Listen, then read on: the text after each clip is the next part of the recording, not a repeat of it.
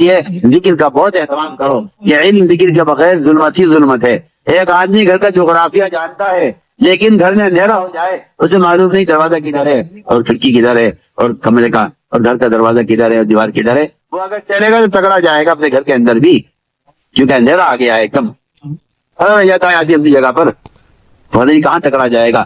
بچے گھر کا جغرافیہ معلوم ہے. میں کہتا ہوں کہ ذکر کے بغیر دینی معلومات کا حاصل کرنے والا اسی طرح اندھا ہو جاتا ہے کہ اسے پتہ نہیں کیا راستہ کیا ہے, کیونکہ روشنی سے ملے گی, ذکر سے ملے گی. اس لیے ہمیں چاہیے کہ ذکر کے ساتھ, علم کے ساتھ ذکر کا اہتمام خوب کیا جائے. صبح شام کی تسبیحات, ایک تصویر تیسرے کلمے کی, سبحان اللہ, الحمدللہ, لا الہ الا اللہ, اللہ اکبر, ولا حول ولا قوت الا باللہ العلی العظیم. ایک استغفار کی, تین تصویر صبح شام کی لگا کر اللہ کی توجہ پڑھنے کا اہتمام فرمائیں. افضل ذکر قرآن کی تلاوت ہے, اس سے بہتر کوئی ذکر نہیں ہے. یہ اللہ کی ذات سے نکلا ہوا کلام ہے, اسے سارے کلاموں پر فوقیت ہے. اس اللہ کی ذات کو ساری مخلوق کے کلام پر فوقیت ہے, ساری مخلوق پر فوقیت ہے. قرآن کی تلاوت کا اہتمام کریں. اور یہ میں آپ سے بہت جو ہے قوت کے ساتھ اور آپ سے بنیادی طور پر بہت اہمیت کے ساتھ عرض کرنا چاہتا ہوں کہ اللہ کے واسطے موبائل اور قرآن ہرگز نہ پڑھا جائے. میں آپ سے سب سے عرض کرتا ہوں, ہرگز نہیں, اس کی کوئی گنجائش نہیں ہے.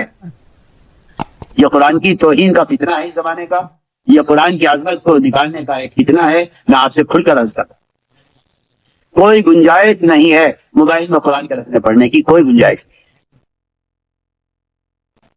نہیں. بے ادبی کا جو فتنہ ہے وہ جواز کے نام سے آتا ہے. میں آپ سے سب سے کہہ رہا ہوں, جواز کہ جائز ہے, جائز ہی بے ادبی کا ایک ذریعہ ہے, اور جائز طریقے ہی سنت کے مٹانے کے لیے جاری کیے جاتے ہیں.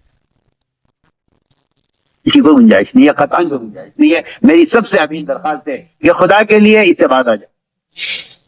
میں آپ سے پوچھتا ہوں, آپ اپنے باپ کی تصویر قرآن میں رکھ سکتے ہیں؟ ماں کی تصویر لگا لیں قرآن میں, ایک پیج باپ کی, ایک ماں کی تصویر لگا کے دیکھیے. آپ اس کو برا سمجھیں گے, برا سمجھیں گے. ہر مسلمان کہے گا یہ غلط ہے کہ باپ کی تصویر آپ نے قرآن کے اندر رکھی ہوئی ہے. آپ سوچیے کہ ان ننگی گندی تصویروں میں جس نے سارے دنیا کا فوج بھرا ہوا ہے, اس میں آپ قرآن رکھ کے سوچیے. آپ تعبیریں کریں, یہ وہ نہیں ہے, یہ وہ نہیں ہے, یہ ہٹ جاتا ہے, وہ آ جاتا ہے, سب بکواس ہے, سب بکواس ہے. آپ پیشاب کے برتن میں پانی پی کے دکھائیے, آپ کو کیسا لگتا ہے؟ آپ کہیں گے یہ برتن پانی کا ہے, یہ برتن پیشاب. ہم آپ سے سب سے کہہ رہے ہیں اس کی کوئی گنجائش نہیں. آپ بیٹھے موبائل میں قرآن پڑھ رہے ہیں, برابر والا کو نہیں معلوم آپ کیا کر رہے ہیں موبائل کے اندر. اگر وہ بھی موبائل نکال لے تو آپ اس کو مسجد میں ایک گناہ مبتلا کرنے کا ذریعہ بنے ہیں, کیونکہ وہ اگر موبائل نکال کر مسجد میں بیٹھ کر کوئی گناہ کی چیز دیکھ رہا ہے تو ذریعہ آپ بنے. فرمایا تہمت کی جگہ سے بچو. آپ شراب کی بوتل میں پانی پی رہے ہیں, سمجھنے لوگوں کو سمجھتے ہو تو کیا بات ہے, میں تو پانی پی رہا ہوں شراب کی بوتل میں, لوگ آپ کو شرابی کہیں گے, آپ کی بوتل دیکھیں گے, پانی دیکھیں گے, لوگ بہت کام کی بات آپ سے. تہمت کی جگہ سے بچنا چاہیے. آپ تہمت کی چیز پر کیوں قرآن پڑھ رہے, کیوں, کیا لیتا آپ نے؟ میری آپ سب سے درخواست ہے, آپ ٹرین میں ہو, آپ گاڑی میں ہو, آپ بس میں ہو, آپ سفر میں ہو, آپ قرآن ساتھ رکھیے. قادسیہ کی جنگ میں صحابہ نے قرآن ساتھ رکھا ہوا تھا, اللہ نے اس قرآن پر مدد کی ہے. یہ بہت آسان بات ہے. آپ تعبیریں کریں, جواز کی کوششیں کریں, اس کی ضرورت ہی نہیں ہے. اس کی ضرورت کیا ہے؟ قرآن موبائل پر کیا ضرورت کیا ہے اس کی؟ موبائل نہیں تھا تو آپ کیا کرتے تھے؟ موبائل آ گیا تو آپ صحابہ کے طریقے کو بھول گئے موبائل آتے ہی.